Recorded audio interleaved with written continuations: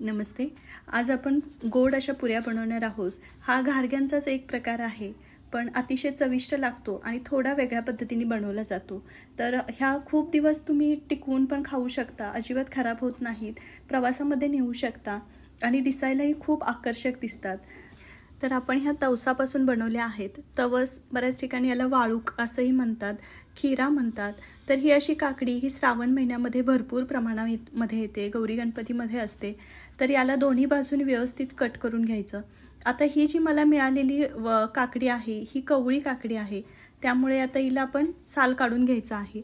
जसजशी पिकेल तसा याचा कलर चेंज होत जातो. आमच्या इकडे बऱ्याच भागांमध्ये याला वाळूक असंही म्हणतात. गौरीच्या समोर याचे काप करून भोपळ्याच्या पानामध्ये झाकून याची गौरीची बुत्ती म्हणून ठेवली जाते. तर हा अतिशय सुंदर पदार्थ आहे. याचे थालीपीठ बनवतात. हे तुम्ही नुसतंही तिखट मीठ लावून खाऊ शकता. इतर काकड्यांपेक्षा थोडीशी याची चव वेगळी असते, पण खूप सुंदर लागते, अतिशय स्वादिष्ट असते. आता ही जी काकडी आहे ती व्यवस्थित साल काढून घ्यायची आणि बारीक खिसणीने याला व्यवस्थित खिसून घ्यायचं. आता ही जी काकडी कवळी असल्यामुळे मी याच्या बिया पण घेतलेल्या आहेत. जर काकडी ही जून असेल तर मात्र आतला गर काढून टाकायचा, वरची साल काढायची आणि मग ही काकडी किसून घ्यायची. आता ही काकडी किसून झाल्यानंतर हे पहा, आता इथे ज्या बिया आहेत त्या अगदी बारीक असल्यामुळे कळून पण येत नाही आहेत. तर याला खूप पाणी सुटतं. तुम्ही किसतानाही तुम्हाला दिसेल की साईडला भरपूर असं पाणी साठलेलं आहे. तर याच्यामध्ये पाण्याचं प्रमाण जास्त असतं. काकडी ही पित्तशामक आहे.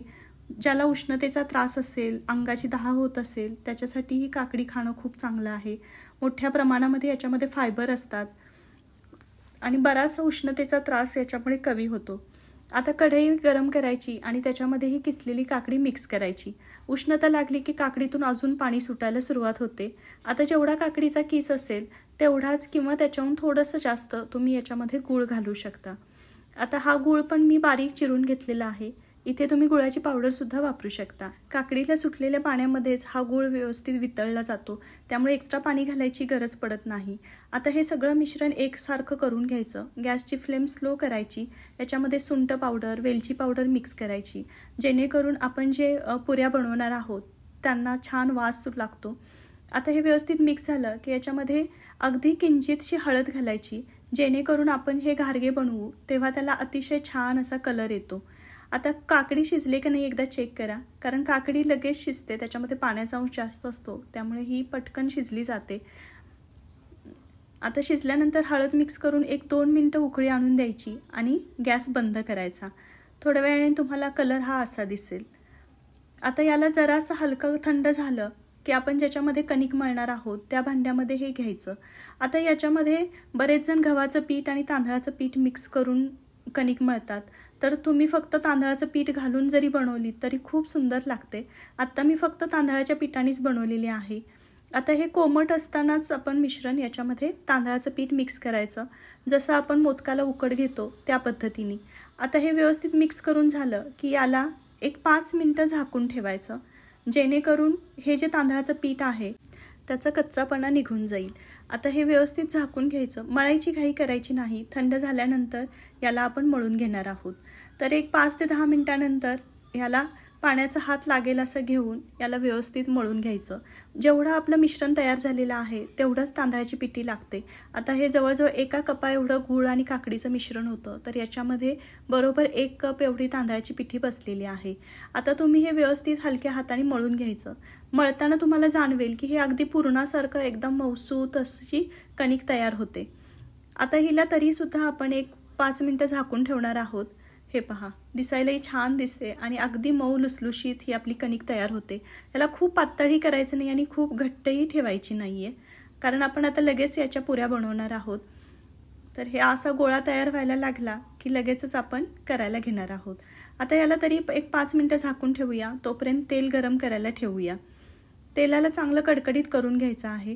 आता तुम्ही बघाल तर आपली ही जी कणिक आहे ती आता व्यवस्थित तयार झालेली आहे. कुठेही चिटकत नाही, काही नाही. अतिशय मऊ लुसलुशीत अशी तयार आहे.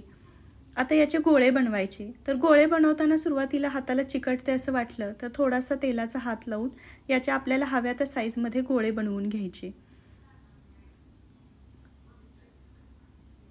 हे पहा, अशा पद्धतीने हाताला तेल लावून गोळे बनवले तर ते हाताला ही जी कणिक आहे ती कुठेही चिटकत नाही आणि आपला छान गोळा तयार होतो. आणि जेव्हा आपण याला थापतो तेव्हा तिला चिरासुद्धा पडत नाहीत, अगदी व्यवस्थित लाटल्या जातात. आता ही जी राहिलेली कणिक आहे ती बाजूला ठेवायची. जसजसे आपले पुरे लाटून होतील तसतसे आपण नवीन नवीन गोळा बनवून घेऊ शकतो. हे गोळे थापण्यासाठी इथे मी बटर पेपर घेतलेला आहे, त्याला तेल लावून घेतलेलं आहे. आता तुम्ही बटर पेपर वापरू शकता किंवा जर तुमच्याकडे सहज अवेलेबल होत असेल तर केळीचं पान किंवा मग फणसाचं पानसुद्धा वापरू शकता. त्याच्यावर सुद्धा वडे थापले तर त्या पानाचा फ्लेवर पण या वड्यामध्ये उतरतो. काकडीला एक वेगळा वास असतोच, त्यामुळे हे वडे खाताना असेही तवसाचे आहेत हे लगेच कळतं. आता याला व्यवस्थित थापून घ्यायचं. तुम्ही या पद्धतीने हाताने इतकं जाडसर असं थापू शकता. आता जर थापून तुम्हाला जमत नसेल तर बटर पेपरला दोन्ही बाजूला तेल लावायचं, मध्ये गोळा ठेवायचा आणि लाटण्याने हलक्या हाताने लाटून घ्यायचं. म्हणजे मग आपण पापड करतो त्या पद्धतीने आपल्या ह्या पुऱ्या तयार होतात. तर हे पहा, खोलल्यानंतर सुद्धा अगदी एकसारखी आपली लाटून होते. किंवा पुरी मशीन असेल तर तुम्ही पुरी मशीनच्या साहाय्याने सुद्धा या पुऱ्या लाटून घेऊ शकता.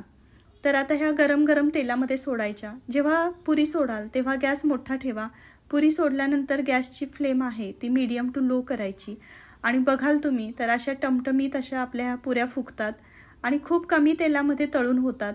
तांदळाची पिठी याच्यामध्ये असल्यामुळे ह्या लगेच मऊ पडत नाहीत, आहे अशा छान कडक राहतात आणि बाहेरून कडक आतमध्ये मऊ अशा आपल्या ह्या छान अशा पुऱ्या तयार होतात.